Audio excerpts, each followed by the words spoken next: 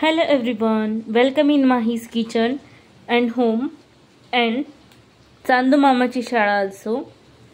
तर मी आज काय काय शॉपिंग केलं आहे हे मी तुमच्यासोबत शेअर करते आहे. तर मी या ज्या बॉटल्स आहेत या 9 बॉटल्स आहेत. तर मी त्या 150 रुपयाला घेतल्या आणि इथे मी पाउच सुद्धा घेतलेले आहेत.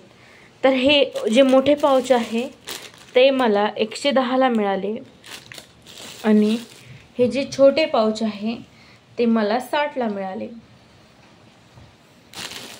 हे 6 पाउच आहेत आणि हे छोटे जे पाउच आहेत ते 5 पाउच आहेत.